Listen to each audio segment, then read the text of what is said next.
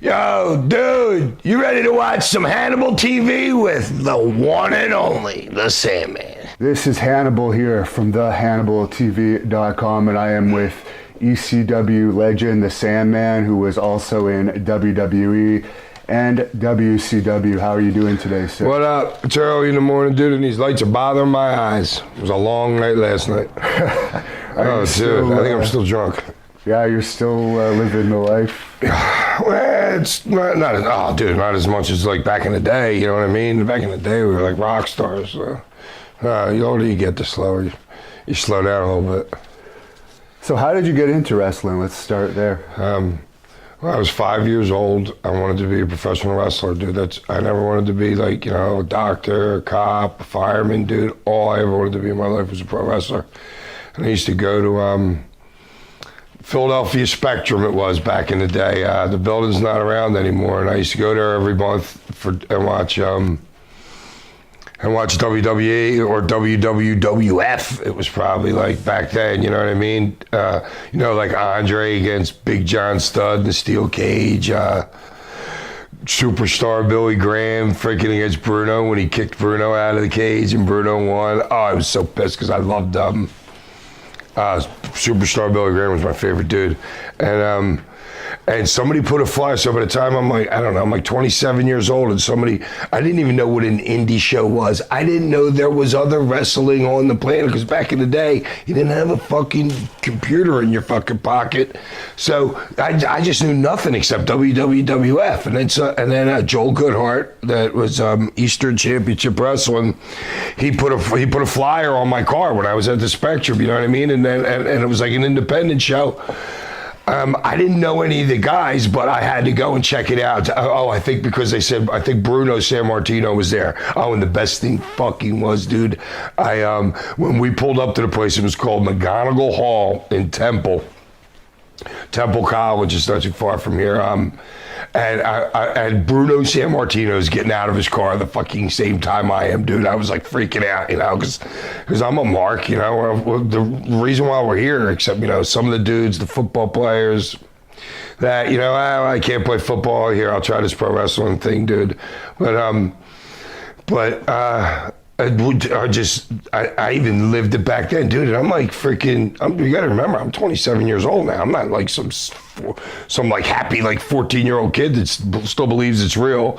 And I met Bruno and I went into the show, dude. The opening match, the first two dudes that come out, I'm like, are you fucking kidding me? I could be one of these guys easily. Gave the dude $3,500 the next day. And started in his school and started in his school like March 6th, and by June 9th I had my first match. And within a year I had already wrestled Superfly Snuka, Ivan Koloff, Don Morocco, Jerry Lawler. Like that, I got so lucky getting taught by freaking dudes that have been in the business. Dude, I mean, it was just crazy just getting that opportunity wrestling those dudes, my first 10 matches. How was Snuka? You had to keep your eyes open because you didn't know he was touching you. The dude was him, Marty Jannetty, probably like the two lightest dudes I've ever like been in the ring with. If they're throwing a punch, dude, you have to watch because you won't know to sell because they ain't fucking hitting you. It's crazy. It's crazy, those two guys. And you got booked in Memphis pretty early on. Dude, I was 6 months in. Lawler wanted to, because that business was freaking dying. The couple months I was there was the dude, I'm wrestling Jerry Lawler in the main event in Evansville, Indiana. This is before Christmas that year. I don't know, like 89. And this was before Christmas that year, and I counted 27 people in the audience. 27 people in Evansville, Indiana. Dude, we were making maybe like 75 people at the Mid-South Coliseum.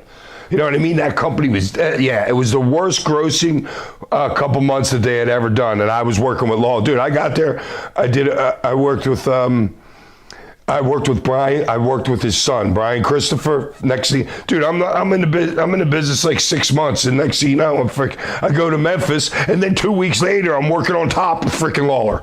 Wow. Working main events with Lawler, dude. It was freaking crazy how it just like happened. Were you the Sandman at that point? Yeah, I was a Sandman. I had a wetsuit, a surfboard. Okay, so before I went down there, I used to wear like these lime green pants that had like I don't know. I designed them with like an hourglass on here, maybe Sandman down there, black boots.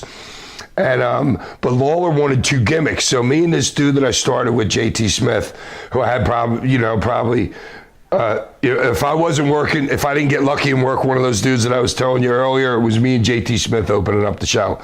And so he became he was just a regular dude. So he became the Black Cat, and he wore some like like a cat mask or something. And then so I go to the Pitbulls. I'm talking to the Pitbulls, and because me and those dudes became friends.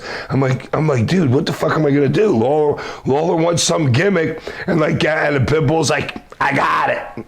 So we get in my van, we drive down to Delaware. The Pitbulls ran Philadelphia back then, dude. They knew every bouncer, they knew everybody in every freaking club there was. It was crazy. And we went down to like Rock Lobster or something on Delaware Avenue, talked to one of his boys, got on the wall, grabbed the surfboard, pulled it off, and he goes, here, bring that down with you. I'm like, it worked perfect. So the Sandman was a surfer gimmick to begin with. Well, not the very beginning, but I needed something for Lawler, so I changed to the wetsuit, and I changed and I got the surfboard because he wanted some kind of gimmick. So how was the pay there? Oh, the shit. It was like I was losing money freaking being there because I've pretty much been working for myself, my whole life with my own businesses. Yeah, I was losing money because I wasn't up here paying attention to this, but I needed the experience to be down there. And that's why I had to roll back. I would have stayed longer, but you're making no money. My wife's trying to run whatever. I think I was doing something with the newspapers back then, and she had to do that, and she couldn't handle that. So that's why I only stayed down there for like, I don't know, maybe like 80 days, 90 days. But the pay was freaking $250 a week. So is the rumors true that you're actually a successful businessman? Well, yeah, that's what I've done, concrete business. I was roofing when I was freaking 14 years old, dude. Mostly construction. Now I'm doing some real estate stuff, you know what I mean? But yeah, I don't take orders from people good. So I learned freaking early I got to work for myself. So when you came back here, it was Eastern Championship Wrestling that you joined? What's that? I was there. I never worked for another fucking company until I left for WCW in 2000. Okay. I might have done like Goodhart would send me to I forgot, put Alpha in in my first freaking like 3 months of fucking working. I worked him in some show in Connecticut. Goodhart got me a couple of those bookings, but besides the dude, I didn't work. And then once Todd Gordon took over Goodhart, I didn't work for anybody else for years, for 10 years, maybe a decade, until I went to WCW. How was Todd Gordon to work for? I was just with him this week. He's the best, dude. We're best friends. We're still best friends. We talk all the time, dude. Texting every day. And he had you feuding with Don Morocco at first? Well, he put the belt, Todd, I don't know, me and Todd just clicked from the beginning. Even before, I didn't even know who the fuck, I didn't know that he was an investor in the company. I didn't know that Bob and Lex Ortiz had paid for the belts. So they were kind of investors in the company. I had no idea. I just knew the dude was cool. And we clicked, you know what I mean? And then the next thing I know, he owns the freaking company. He calls me down to his freaking store at 10th and South on Jewelers Row in Philly. And he's like, Hack, he goes, I'm going to put the belt on you. I'm like, what? Morocco had the belt, and I guess he didn't want to keep it because that was the last I ever seen of Morocco there. And so I was this guy from the beginning. That's really the last he ever did in the States, I think. I didn't hear too much about Don Morocco after that. Wow, that would be great to know. Dude, it was like 1990 maybe, or 89, 90, one of those, dude. That'd be great if I freaking was one of his last matches in the States. How was he outside the ring? I was so just freaking juiced. I don't even remember him in the back. I don't remember talking to him about the match even. Okay. I just remember doing the finish. We're doing powder. It's the first time I've ever done powder, right? Morocco puts me up for that tombstone thing or whatever his finish was, you know what I mean? It wasn't a pile driver. He had your face this way. Whatever it was. He picks me up for that. He spins around Peaches, who's my real wife. at the time. She gets the powder and she's supposed to throw it in. She throws it in his face, but she throws it. And I learned later that you have to put like sugar or salt. You got to be like 50, 60% powder, 40% like sugar or salt. Nancy, woman, told me that one, dude. That's where I learned from her later on, because me and her used it. And I was asking her what she was doing. She's like, yeah, dude. I told her we had fucked it up. And then she's like, that's because, you got to put a little weight in there with it. And then so she throws the powder. The powder literally goes like this far. Morocco like sticks his face out, goes like this, falls back, and I wished I had that on YouTube to see how ridiculous it was. And you just mentioned woman. What was it like working with her? Oh, dude, she was the best. That lady taught me so much. That lady taught me as much. As outside of the ring as I knew, like, moves inside the ring then, you know what I mean? Because she had been with Kevin Sullivan for freaking her whole life since she was a kid, dude. And everyone knows how brilliant fucking Kevin is, so she absorbed it all, dude, and she was just like, no, Hack, we're not doing it that way, we're doing it, like when I'll give you an example. When we did the blind angle, when, me and Dreamer do the blind angle, right? And I wanted to do it like the Tommy Rich. Like Tommy Rich would bleed, and he'd be like, his face in and the white hair looked great, and he would juke hard, dude. And then like freaking like go like this, walking around the audience and shit like that, selling. I said I wanted to do it like that. She goes, no, that's not how we're doing it. I said, why? It'll be freaking perfect. Everybody will see the blood. She goes, dude, we're trying to blind you. We're not trying to make you bleed to death. She goes, you're going to get hit. You're going to fucking lay there on the mat. And this is how I learned this one, like pregnant pauses. So it's her and Dreamer. And it's like, boom, I get hit. I'm down. Fucking, she looks at me. She looks up, looks at Tommy. Tommy like looks at her, looks down at me. She looks down at me. And there's little pauses here, you know what I mean? And then they both look up like together, or that's how I remember it, you know what I mean? And it got over huge because people totally believed I was blind. Wow. Which you can't even do nowadays, but we were good at keeping secrets, like surprises and stuff like that. All the surprises, if there was a surprise, I was the one to pick them up at the airport because I was the one that they could trust that nobody else would find out about. I remember Steiner and a couple other guys coming in, and I had to take them out to dinner and shit before the show. Were you shocked when she was killed, I guess? Oh, yeah, what are you fucking kidding me? Yeah, dude, that hurt right there. That hurt my heart right there. Yeah, dude, I was fucking devastated. I couldn't move. Vince got us all together. I'm in, what's that town in Texas on the fucking ocean? I forget I'm in Texas. And, there's like 70 of us there. He sits us all down, and we knew it was going to be Benoit was dead. And then they hit us with the kid. And fucking and Nancy, and I just started bawling. I couldn't move. I was in that seat for another 3 hours. Everybody else was going or doing whatever. I was so devastated. I couldn't even move because our sons were the same age. My son, which son was that? Oh, that was Oliver. I had 5 sons, so I'm trying to think of like which one it was. And yeah, they were the same age, and they would bring them to shows, like the big shows. So fucking our kids would play together, and me and Nancy were super tight. So obviously she knew, because Chris had been in ECW for a long time, but me and him didn't talk much. It's like, hey dude, how you doing? You know what I mean? But then I guess he figured out. Nancy told him how cool I was, and Chris buddied up to me like right away. Oh, and then I had to tell. Who did I have to fucking? I had to tell who was in the ring. Oh, Davey Boy was in the. Was Davey Boy? Oh no, that was an Owen Hart story. That was when Owen died. Sorry, that was a different story. So I forget where I was. Where the fuck was I? With Owen Hart dying, you must have been in WCW then. Yes. Oh yes, and I think Davey Boy was, and nobody wanted to tell him. Oh, no, that's it. I'm a freaking idiot. No, it was Chris that was in the ring. All right, so that's the Benoit thing. Chris was in the ring, and everybody's phone just starts blowing up. And I think it was DDP was the first one to say it. He was like, dude, Owen just fell out of the fucking ceiling, whatever. We didn't know that he was actually freaking, like, dead at, like, right away, but, like, 10 minutes later. And Chris is in the ring, and nobody wanted to tell him. And I had just lost my brother. My brother had died, and Chris knew that, And so I was like, dude, no, like, what the fuck? Who's going to tell Chris? I said, I'll tell him. And I told him I don't even remember the action, just just astonishment. You're like, whoa, what the fuck? You know what I mean? But yeah, I was the one that had to tell Chris then. So you were close with him. Chris was cool, dude. I don't know why he liked me, but yeah, he was really cool. And you worked with Shane Douglas a lot, of course. Any thoughts about him? Yeah, he was the shits back then. Shane was, look, we're all fucking full of ourselves. And dude, me and Shane are cool now. We're really cool. I like Shane. But back then, me and Shane didn't get along. Shane didn't want to lose to me in a fucking championship match. And it made himself look bad. Because, well, one, if I'm getting over more than you are, and you got to understand, so I'm drunk going to the fucking ring. I'm just having fun. Shane's all like fucking, oh my God, I'm not franchised. Him and Taz, like, yo, put your gimmick away, dude, when you walk through the fucking curtain. You know what I mean? That's how those guys were back then. So that's why we didn't get along.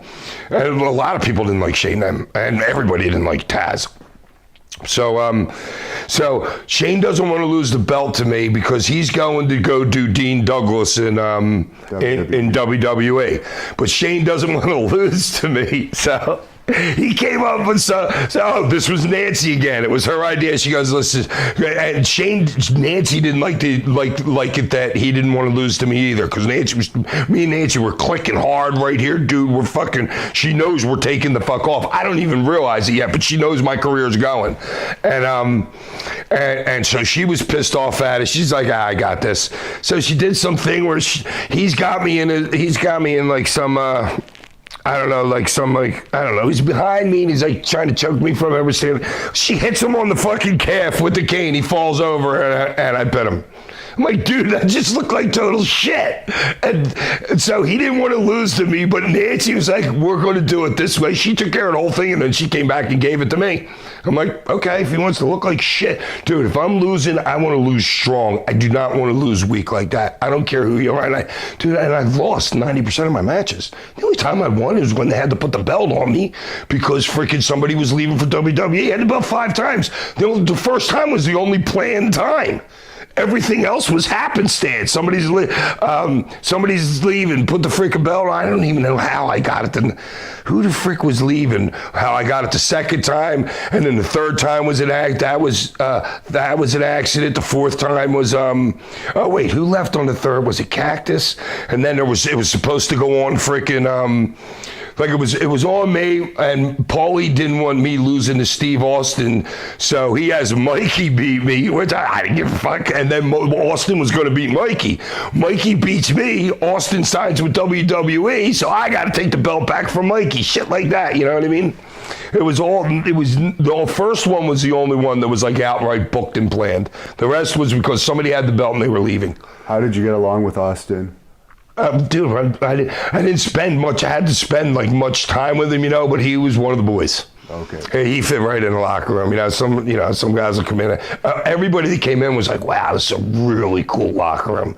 I mean, we were just everybody got along, and they were coming from places like if they had worked for Vince and they know how the fuck it was. I didn't know how it was up there yet, but they all knew that it sucked up there no matter what year it was. So they came into our locker room and they loved it. Whose idea was the cane? Okay, here we go. Paul Heyman's got Paul Heyman's. Todd hires Paul Heyman to do the book. It's a Sunday afternoon, and I'm here. You want to hear? This is how lucky shit is for me. I just happen to be living 20 minutes from where Paul edits all the TV and stuff, and we're like 25 miles. In fact, I live pretty close to there right now. That's funny how it comes full circle. Todd calls me on a Sunday afternoon and says, Paul wants you at the studio. I have no idea what for. But I'm very happy.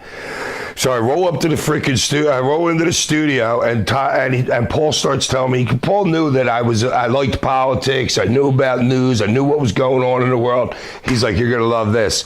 He goes, "You know that kid freaking? I'll give you his name in a second. The kid that He spray painted cars in Thailand, and then him and a couple of his boys got sentenced to 8 whacks with a cane. But their cane is not the cane that I have. Their cane is like a cherry tree, and it's wrapped with vines, and it fucks you up. So it was big news in the United States that this American kid was going to get caned.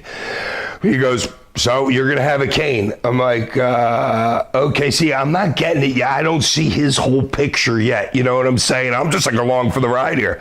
I'm like, well, and we're standing outside when we're talking because I'm smoking a cigarette or something. And I'm like, well, what are we going to use for a cane? He's like, Paul doesn't even have this part figured out yet. He's got he probably got 6 months in his head, but he doesn't have figured out what's the cane going to be. He looks around, he's like, walks up to a tree, rips, pulls the branch off the tree, breaks it, pulls the leaves, things off. He goes, wrap some black tape around that. That's what we use as a cane. Well, that was the shits, but we used it for the promo that night. Oh, dude, I would love to see that promo again. So we used that cane for the promo that night. And then I remembered, at this point, Tojo Yamamoto. I had seen something with him. And he had a cane in the ring. So then I had to figure out how to go find one of them, and I found one in the city at this martial arts store. But you got to remember, it wasn't easy back then, dude. You had to fucking go in a phone book or something. Yeah, you weren't just asking your phone, dude.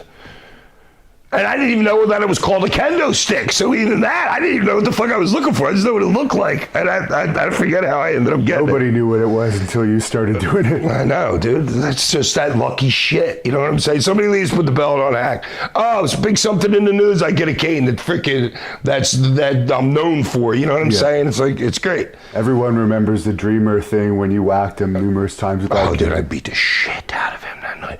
But that was understood between me and him. We knew that freaking violence was going to sell. You know what I'm saying? I don't know how, but we just knew, dude, if we're going to do it, we're going to do it hard, and we're going to do it good. I made him believe with the first shot, too. It was great. And you worked with Cactus Jack, as you mentioned. How was that? Yeah, Cactus didn't like me working because by this time, I'm on a roll, dude. I'm super rock starring it at this point. And Cactus didn't like me going to the ring drunk. In fact, but it was poetry, me and that dude in the ring.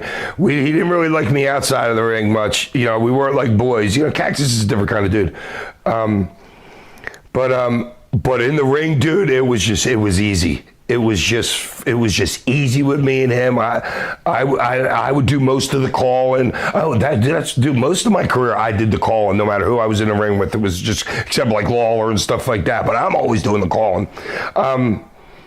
What was it? Where was I at? Working with Cactus Jack. Oh yeah, working with Cactus. So Cactus calls fucking Todd Gordon, right? Cactus doesn't really know how tight me and Todd are. So Todd's like right on the phone. He goes, Cactus refuses to work with you. Cactus refuses to work with you if you drink before your match. I'm like, yeah, okay. I don't know whose idea it was, me or Todd, but so I didn't go into the locker room. We're the main event, me and Cactus. I didn't go into the locker room like I wasn't even there. My music plays. I said, make sure I come out to the ring and obviously I was drinking on the freaking, I remember we were in Briarcliff. Place actually not too far from here, probably as the crow flies, like maybe 5 miles or so. And we're out. I'm drinking in the graveyard. Don't say that story, hack. All right, there was a graveyard right across the street. So I'm drinking in the graveyard. I always had this thing with graveyards. And walked into the ring. I was drunk. I said, well, so Cactus, I heard you call Todd Gordon. I told the people the whole story. I said, well, I'm drunk. You're going to wrestle me? He had to come out then. What's he going to do? Stay in the locker room? So that's how I dealt with that situation. And we're cool now. I had a problem with him in England one time because this dude, this promoter in England that I liked a lot, hired him, and the deal was Cactus. If Cactus didn't get his money by a certain time or something, then the payment doubles.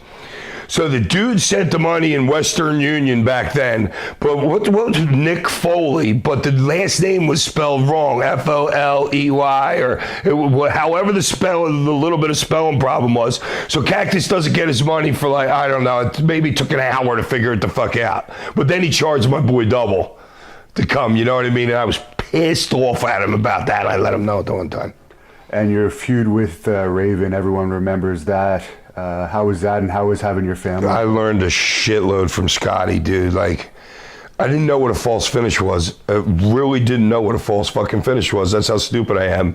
When he got a hold of me, dude, and that, dude, him and his just, we would do literally like 85 different spots in a match with me and him, because he had the meanie, he had the booger picking moron, he's got Stevie, and I would do spot. We would set up like 3 different sets of false finishes with each one of them. So that's a minimum right there of like 24 moves right there that you have to remember, and in a sequence, you know what I'm saying? And then besides all the false finish, dude, I learned so much from that dude, because he was real. Dude, he was young enough, and he was producing like, what, they had like a fireworks show or something for Vince, and he was one of the producers on that show when he was really young. So he had a really great mind for the business. Too bad he's such a moron. Now, the crucifixion angle, did you think it was going to blow up as big as it did? No, and the only reason it fucking blew up was because Kurt Angle was in the back. I loved it, dude. I thought it was great. I made that fucking cross. Oh, really? You know, dude, you know what else I made? You know the fucking Dreamers fucking scaffold match with Brian Lee, the change? I made that by myself. I put that whole thing together. Because that's what I do. I do construction shit. So, yeah. So I made that. So I made the cross, dude. It pulls off and get in the back. I'm like, oh, yeah. Dude, the silence was deafening in that crowd. So I'm starting to realize that if they're not reacting at all, then it's fucking heavy. So I'm feeling the heaviness of it. I get in the back. I love it. I'm like, yes. And everybody's like this. Like everybody that's sitting around the monitor is like this. Next thing I know, here we go. Here's Taz in a no, Shane, here, another thing with me and Shane. Shane, Kurt Angle, Paul, Raven, me, Todd Gordon.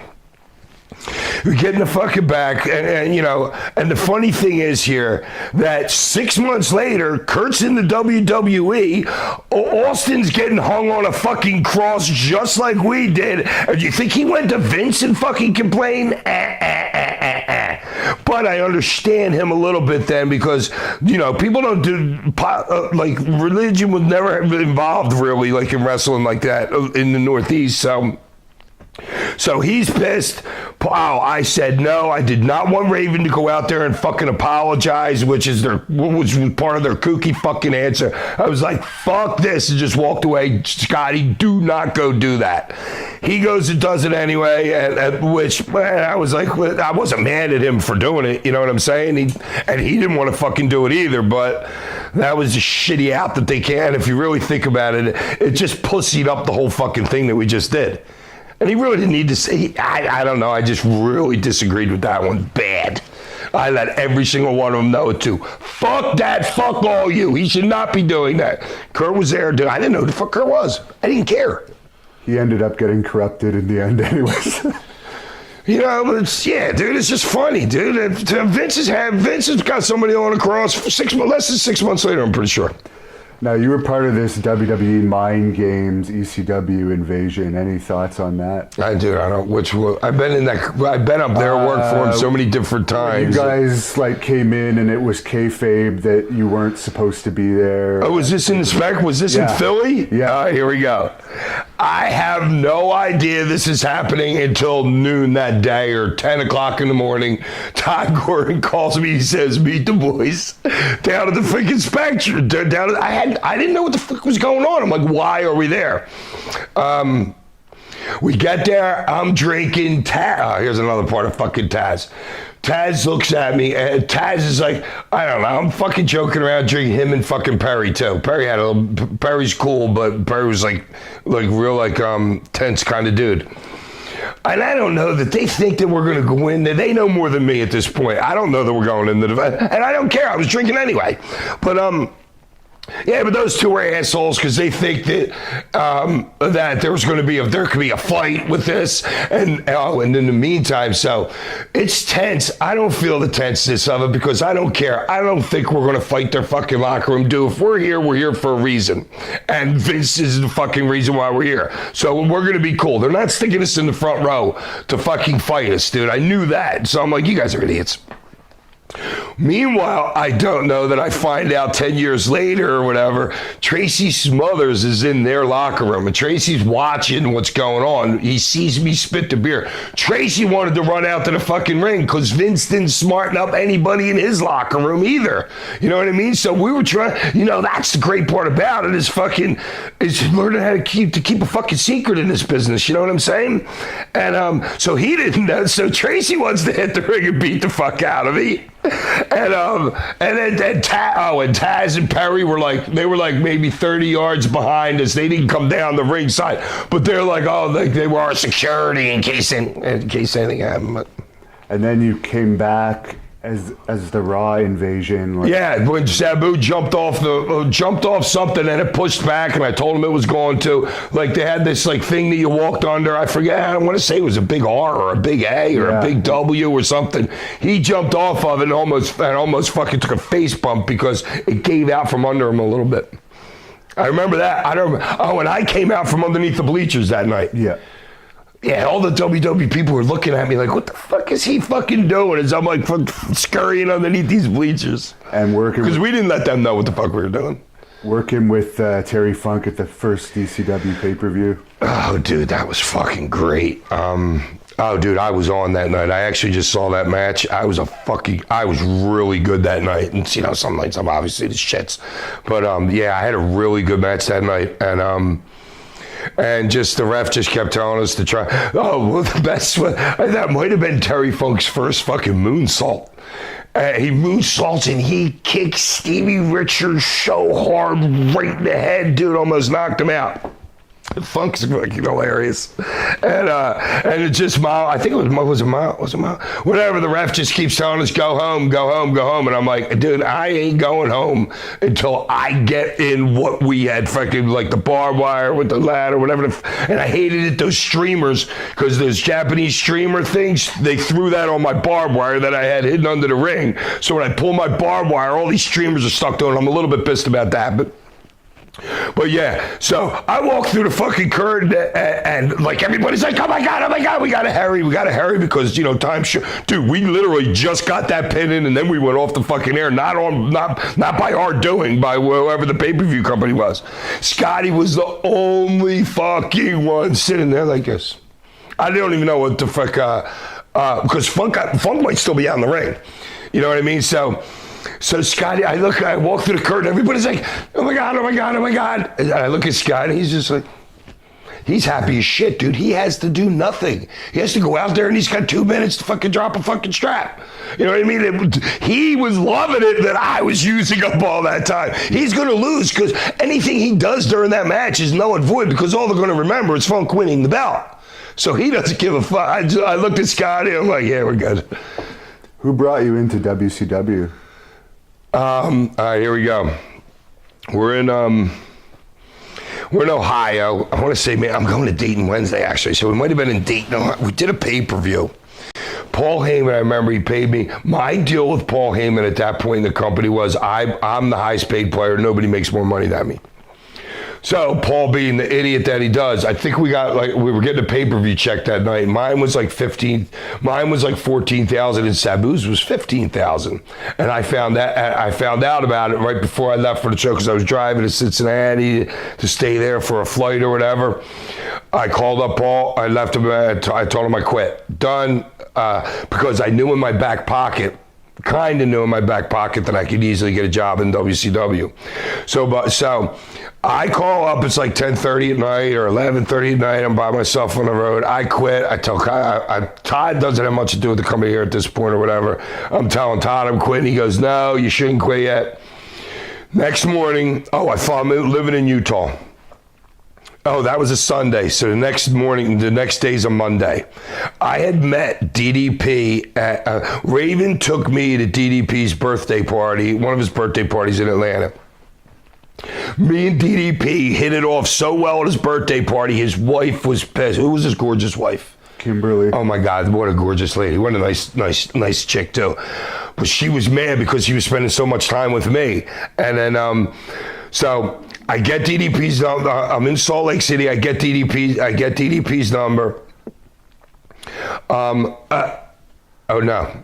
I didn't have DDP's number. I was going to meet DDP. This is how the story goes now.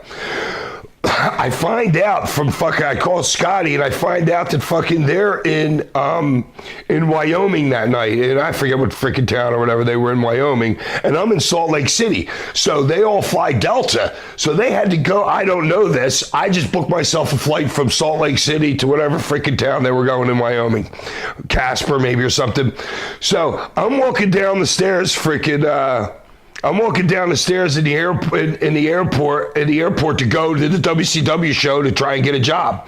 I walk down, and here's Rick Rude, who me and him were cool as shit with, because he would ride with me whenever he came into the ECW. He was always in the Sandman van. He's standing there talking to to DDP. I'm like, yo, boys, what's up? What the fuck are you doing here? Well, I was coming to get a job. I quit ECW. DDP looks at me and goes, dude, you told me like 6 months ago on my birthday party that you would never leave that company ever. That's what he said. I said, well, I don't remember saying that, but I'm done. I told him the situation. DDP's like, listen, give me a call tomorrow. I gave him a call. So that was Monday. So now I quit Sunday. Monday, I meet DDP at the airport. Tuesday, I have a ticket to fly to Atlanta to meet with Eric Bischoff. Wednesday I leave. So I quit Sunday. By Wednesday I had a job for $250,000 a year, within 72 hours. Wow. And sat home for 6 months making $5,000 a week.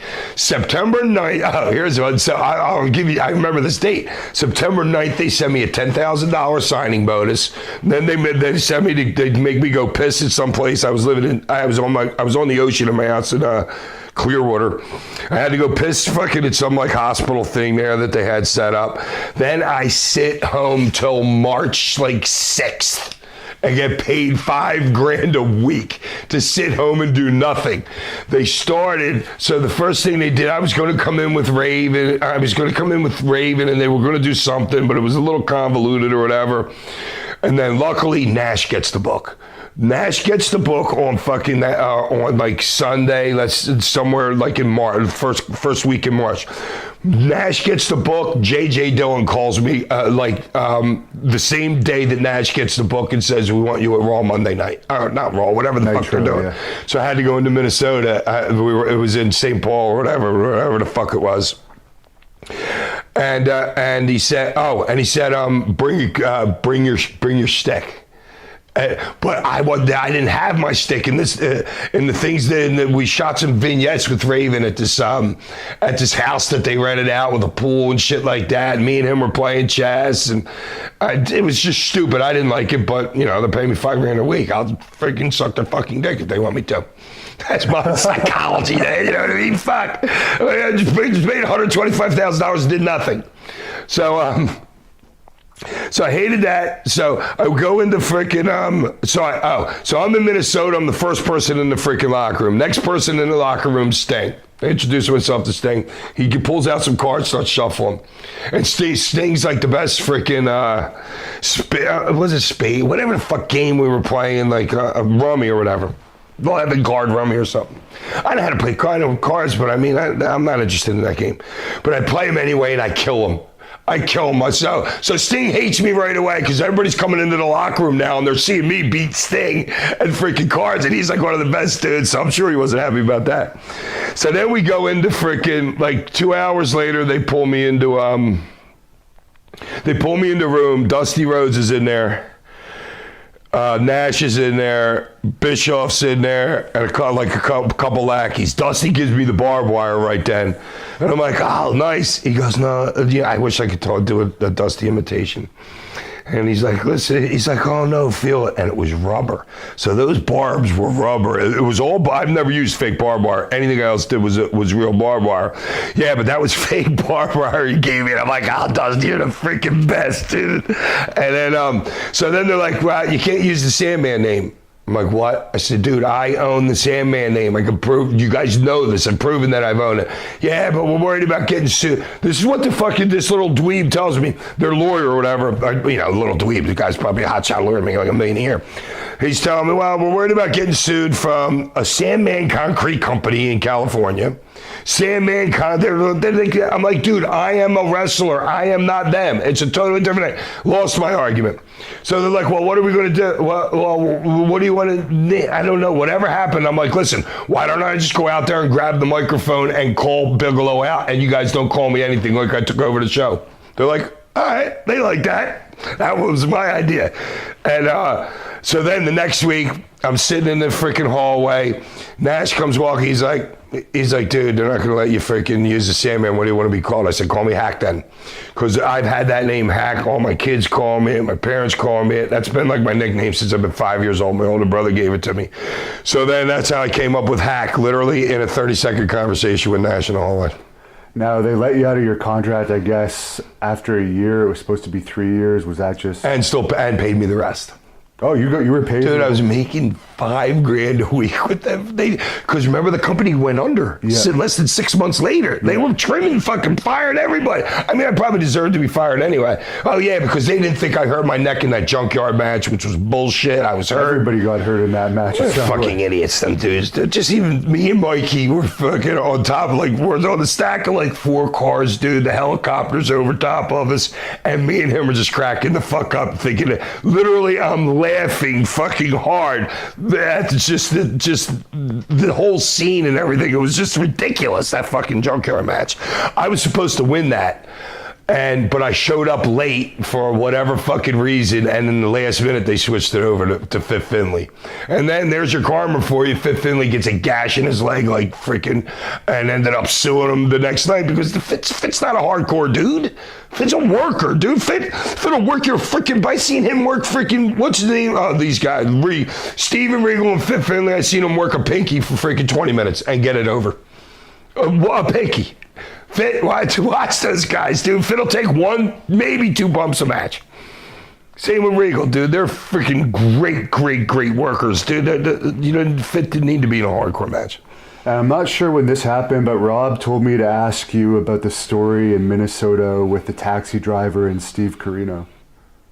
Do you have any recollection? Was it? I don't know. It could have been like a Habib taxi driver back then, a guy wearing a turban, and I knew where I was going, and this guy was trying to take us to the wrong place. Francine's in the back, Joel Gertner's in the back. Maybe I didn't even think Corino was there. Okay, yeah. So I noticed Habib's trying to make money out of us, and So he's taking me away that I didn't want to go. I wanted him to go another way. So I start fucking, I'm like, no, dude, I start yelling at this dude. So this dude, and I'm not paying attention to where he's driving now, but he circles back.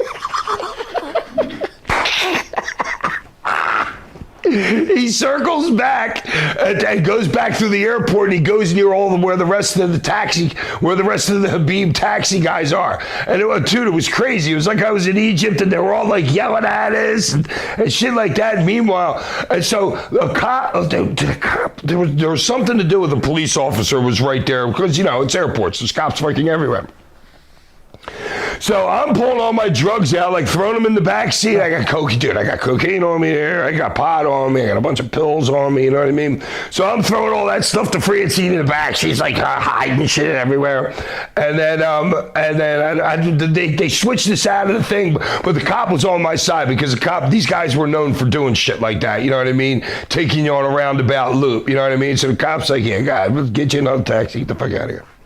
Now, you ended up going back to ECW. Did you ever have any problems with your pay when you went back? All right, here we go. Funny. So now, you want to keep secrets? Nobody knew that I was coming back to ECW.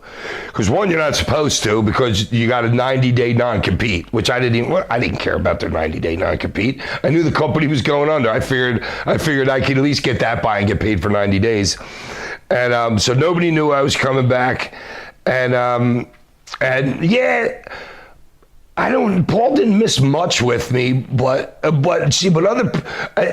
was in a different position because I always made money out. Kevin Sullivan told me that one day. He's like, Hack, before he left to take the book in WCW, and he put Nancy with me. That was his last act of like being the booker in ECW, was putting me and Nancy together. And he goes, dude, you're smart. He goes, you're a heel. You could lose every night and get over more than the guy that just beat you, and you make money besides being in this business, dude. You got promoted. You'll have promoters by the balls. And I'm like, I really took that to heart. You know what I mean? But so yeah, I was in it too because a lot of other guys were living off of the wrestling income. You know what I mean? But the income wasn't super important. But I mean, man, he might have been like 20 G's or something like that. But it wasn't like I think Rob and Sabu got hurt for more. So you went to WWE shortly after ECW closed. Who was the one that... Dude, I'm sitting in my house. Dreamer calls me, and I was going out this. I'm 44, I think. Then I moved in this 22-year-old gorgeous blonde Rachel with me. I thought he was lying. I'm like, Dreamer, get the fuck out of here. And he goes, no, dude, we're going to start something with Vince. I was like shocked. And then I had to be somewhere in the next couple days. I think that was probably a Sunday, and probably had to be somewhere Monday. Wow. So what was your high point of working back for WWE? I don't know. I guess the high point was probably... I guess there's two, like maybe WrestleMania, if you look at it from just being in the freaking stadium wrestling in front of 83,000 people or whatever is like insane like that. But I guess Sandman's high point in the company would probably be wrestling the Big Show for the hardcore belt. How was he to work with? Dude, I know that I had another place not too far from here. My first wife used to work at used to be a stripper at this strip club. So I go down there, I met Big Show. Big Show was a huge Sandman fan. And every time I was there, he would try and get me to train him. But I'm like, dude, I'm on the road too much. And then I got another business going. I'm like, I'm sorry. And I'm fucking stupid. I probably, if a big dude like that would come to me now, I'd be like, yeah, come live with me, dude. I'll take care of you. You know what I'm saying? Freaking, I'll make you a superstar. And then you'll support me for the rest of my life. But yeah, the Big Show wanted me to train him. And so we would hang out at the strip club together. He was the head freaking bouncer. I probably met him through the Pitbulls. And so me and him had known each other for a while until we met up for Vince at that point. And he was cool. He was hurt that night. His back was killing him. I'm like, dude, we didn't have to talk much. Actually, he was in his bus because he traveled in a bus, not like a car. He had a big ass, like 40-foot bus with the bed in the back and everything. Went in there. We were smoking a joint together. I'm like, dude, what do you want to do tonight? He's like, dude, my back's fucking killing me. I'm like, we're good. You hit me with your finish when the time's right. He's like, okay. So all I made him do in the match was chop me. He did his two moves. He took a bump on, but he chopped me like 5, 6, 7 times. And I would be like, chop me. He goes, no. He's pushing me back. He's like, no, I don't want to. I said, chop me. What else are you going to do? Your back's killing me. He's like, oh yeah. Boom. I'd sell that for 30, 40 seconds, roll around the ring, and we just did nothing. He got color for me, which wasn't, I had no idea that he was going to get color. So yeah, it was just nice and easy. What did you think about the whole WWE version of ECW? Okay, dude, I thought I didn't have any preconceived notions because I knew it was going to be a fuck in the end anyway. You know what I mean? So I'm just like, I'm here for the paycheck, dude. And that was the only good thing about being in that company was the paycheck. And then once they moved me to Raw, I started asking for my release anyway because I didn't want to be on Raw. I hated that locker room. I had no friends I had none of my ECW guys with me. And I hated being on Raw. But they put me in a good spot with Carlito, the Kane on the pole, and we were going to go somewhere then. But I don't know. It just, that locker room sucked fucking being there. Everybody's like walking on pins and needles. You can't trust what anybody's saying. Everybody walks around scared. It's freaking horrible. How was the pay there? Because Justin Credible told me it wasn't that great in WWE. Well, maybe not what he was getting paid, but I was getting paid good. Wow. Yeah, I probably did I did 200. I did 200 that year and worked like fucking 10 times. And then the next year, did you get $75,000 for the video game? I got $40,000 from WrestleMania. I did 2 moves for $40,000. You know what I'm saying? So yeah, money was fine. And you've said Chris Candido has been one of your favorite people in ECW. Is that true? Well, yeah, dude. Chris was the night. You know how everybody says, like, if you go to a funeral or something, you're like, oh, he was such a nice dude. Chris was the fucking nicest dude, genuine, nicest guy in the freaking world. Too bad he got Tammy just fucked him up, but yeah, Chris was great, and the best thing about Chris was because Chris had been to WrestleManias already and shit like that. You know what I mean? So the time he got there, he had been around the block before, and he would just all he cared about. He would go in the ring and try and pop the guys in the locker room that are watching the freaking match, doing just anything to make us laugh. It was great. And what did you think of Tammy in your own personal experiences? Yeah, dude, I don't like to say a lot of bad shit about people, but she was the shits. She was horrible, and everybody knows. Anything I could say isn't something that's been said already. How did you like your time in TNA? You had several stints there. TNA sucked, fucking. I mean, it was good because I got to spend a lot of time with the devil there. Jim, I don't know his name. Remember the devil from ECW? Oh, the red guy, I called him. Jim something. James Mitchell. Yeah. Oh yeah, I used to spend freaking. I used to get to spend the night with him partying freaking every Wednesday night. But TNA sucked. You know, Jeff Jarrett was freaking running. You know how Jeff is. You know, listen. The first day they bring me in, right? Was that the first? Maybe not the first. That was the first day, but they did a faction with us, with me, Perry, New Jack, something like that. You're gonna love this. So, Jeff Jarrett gets in the ring and they're going to do an NW. They're going to do whatever the TNA faction against our faction. So this is what Jeff's booking comes up with to start our program. This is what Jeff wants to do. Somehow we interfere on his match. Dude, he's not even part of the other faction that he wants us to work with. But as his booking goes, in which I can't understand why any booker would think of even considering this. We're bringing in this badass ECW faction. The first thing he wants to do is have us 4 come out to the ring and him beat all 4 of us up. That's what he wanted to do. Me, New Jack, you remember I was telling you about those little pauses and the looks? We're just standing there. It's like, is this fucking dude serious? And we're all like, no, we're not doing that. He's like, what do you mean? He's like, dude, I'm telling him right to his face. I'm like, dude, you're going to bring us in here as this big badass faction and you're going to beat all 4 of us up and then you're going to turn us with your 4 guys? I said, no, dude, no, I have no problem just leaving. You don't even have to pay me, dude. We started to get out of the ring. Next thing you know, 20 minutes later, Vince Russo changed it. Okay. I forget what he changed it to, but it wasn't fun. He didn't beat us up. How did you get along with Vince Russo? Great. Vince, very cool guy. What did you think about Dixie Carter? Great. Loved Dixie. She liked me too. Me and her got along great. She's super nice. Excellent. And you were also in XPW for a while. All right. Dude, when New Jack tasered freaking, what's his name? Oh, dude, that was the biggest. You were there for that? Yeah, it was in the build. Dude, you think Shane McMahon's a badass jump? Dude, I love Shane entertains the shit out of me. In fact, the McMahons are the only thing on that show that has entertained me in the last freaking years. That's nothing. What Shane did off the cage, whatever that was, into a big freaking air mat. No, that's not nothing. That's cool. But what Vic did was fell from maybe even higher than that through some tables onto a wrestling mat, dude. That was I was just like, holy shit, dude! It was high, and he didn't get hurt. The dude fell, almost missed the ring. Almost, he might have hit the ropes or something. But, dude, he was a tank, dude. That dude was just solid. And, dude, I couldn't believe he didn't get hurt from that. What do you think about New Jack? I love him. Yeah, New Jack was great, dude. Yeah, dude, the crazier the better as far as I'm concerned. Were you I guess you were at ECW One Night Stand when JBL attacked the Blue Meanie?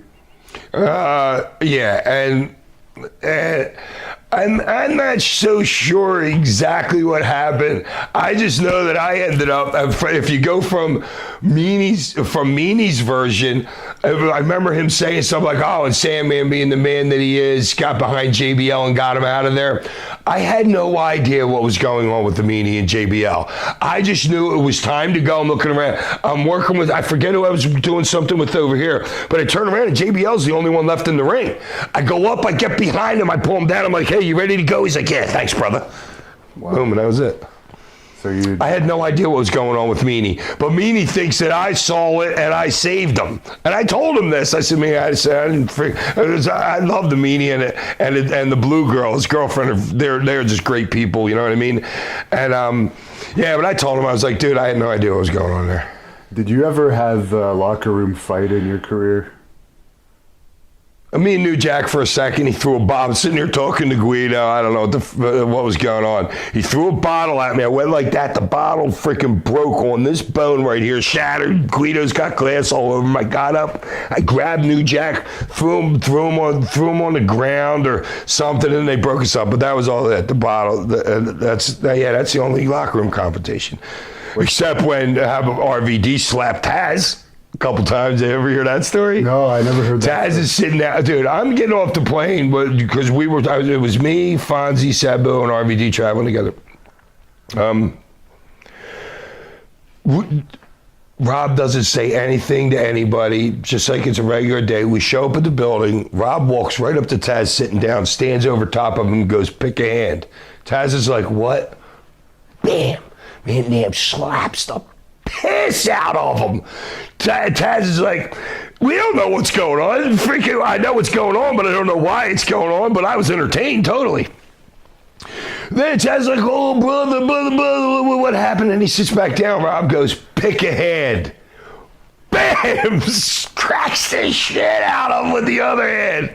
And then like walks away. And so then we find out later it's because, I mean, Van Dam would kick your head off, dude. That dude's knocked me out with a couple kicks from the top rope, but I learned to freaking stay way far away from him in the ring and walk into him as he's coming. Don't let him extend on you.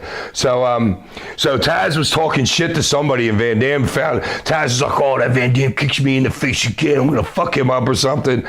Van Dam finally got tired of Taz saying that, so he just went in there and bitch slapped him in front of everybody. So the Taz tough guy image is it legit? Well, it was done. It was probably a little bit done before that, because Bubba, there was an incident with Bubba and Taz too, because Taz trained all those guys like Bubba, freaking Danny Doring, Chris Chetty, those guys. They were part of Team Taz or whatever, you know what I mean? And Taz was just a prick to him. You know, that hard-ass like trainer type of dude, you know what I'm saying? What was the Captain Lou Albano incident? Oh, it's drunk at his 75th birthday. The owner of oh my God, that dude threw a beer bottle at me and hit me right on the forehead, shattered. I chased him into the kitchen. I don't remember any of this. I know Jimmy, what the heck is that kid's name? He was in the kitchen. I was in the kitchen. I was picking up freaking shit, throwing trays of glasses around. I found this big. I don't. This is the only part I remember. There was one of these super oversized salt and pepper shakers. So I grabbed the salt and pepper shaker, and I'm looking for the dude who just hit me, who just threw a bottle at me and shattered it on my forehead, and I'm gushing blood. And I open up a door, and I found him. I go to hit him, and the SWAT team comes in, pointing guns at me. Fucking straight SWAT team, dude. Now, what's this suitcase full of coke locker room story? A suitcase full of in coke? ECW. I don't know about a suitcase. Well, if there was coke, it was probably brought in by us. But, you know, me and a couple of my boys, because, you know, we were coke dudes. But I don't know anything about a suitcase of coke. Who would be the biggest partier next to you in the ECW? New Jack. You and New Jack? New Jack didn't even drink. I was the first one sent to meet him. I met him and Mustafa get out of the car, and oh my God, that fucking hotel's like freaking half a mile from here. Freaking, I was the first one to meet him, you know what I mean? And Jack doesn't know what the specs. He came off as a badass, and I respected him as a badass too, you know what I mean? So I'm like, oh, this guy's gonna be fucking great for this company, you know what I mean? Yeah. So we became friends, but he didn't even drink when he started here. And the next thing you know, like 2 years later, it's fucking yard out, dude. Who would you say you hate the most in the wrestling business? Nobody. I don't really have it. Have like a hate. You know what I'm saying? I got lucky in most of my experiences. You had that incident with the ECW zombie. He ended up killing himself, unfortunately. Do you think... What was his name? Tim. Oh, Tim was great, dude. I liked him a lot. He was a real nice guy. Another screw up. What was it? You know what it was supposed to be? It wasn't supposed to be the zombie. That got changed like an hour before the show. It was going to be a green alien. Really? Because we were starting on sci-fi. Yeah. It was going to be, they didn't know. I didn't, so I don't even know, dude. I'm just like in my own world. I'm straight then because you can't be shit-faced walking around like I used to. So you got to be straight for when you're in Vince's locker room. And just the stuff that you would see, I'm like, are you seriously going to do this? Are you seriously going to do this? Like, just some of the stuff is like crazy to me. So with sci-fi, it was going to be a green alien that I was going to cane, and then they came up with a zombie like late in the last hour. Are you still partying? Oh, no, dude, not like the way I used to. Shit. I don't even drink beer anymore. Dude, I got done after I figured out, like, after you drink like 30, 40,000 beers, dude, done.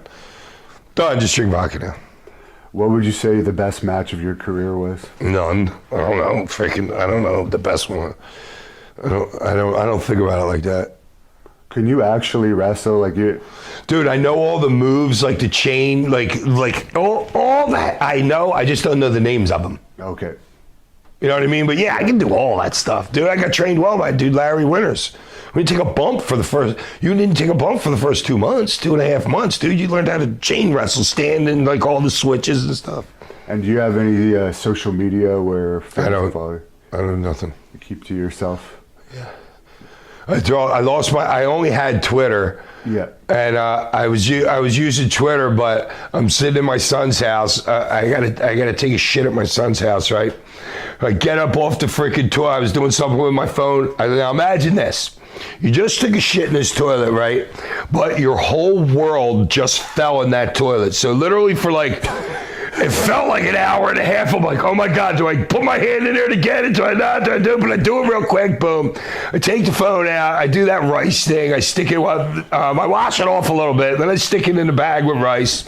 So then everything came back good, but my speaker thing was screwed up. So it was like an iPhone 5, literally, and that was like last December. So then when I was and I never backed it up the whole time I had it.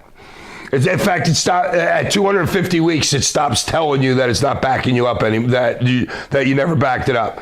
So I do that, and then when I go to get a new one, which I don't even know what number this one is, but when they went to change some of the information, I lost my control of my Twitter, and then I just never took it back because I had one of my son's girlfriends set it up for me because I'm clueless when it comes to stuff like that, and I just couldn't get it back, and I never got around to even getting it back. Mostly it was shit of like me and my sons playing golf or cooking or something. And last question, overall thoughts of Paul Heyman? Love him, dude. I don't care what anybody says about the dude. Well, you know what it is? I told you earlier, my brother died around the same time that it was very, very close to Owen Hart. So I had a brother like Paul Heyman that had a very hard time telling the truth about the simplest thing. Like if he just went to Wawa, he would tell you he went to Walmart. It's just, I don't know. It's just there was something in their brains. But both of them were brilliant. And Paul's, to me, he's got to be the best booker literally ever in his business.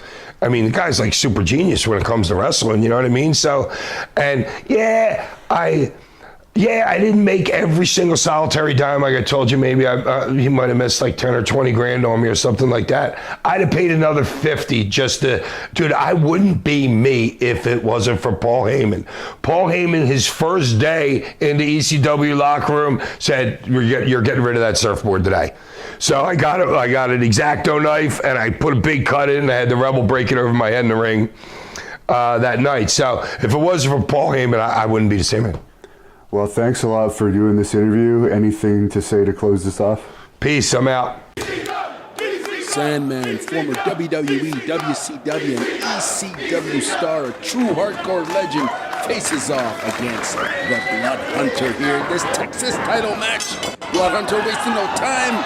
Sandman manages to clothesline the Blood Hunter right outside the ring using a cane of his, that famous cane. big right by the Sandman. As I mentioned, facing off the Blood Hunter, who's 15-0-3 going into this Texas title match. He is the bloody champion, managed by Blaze, who makes her U.S. debut right out here.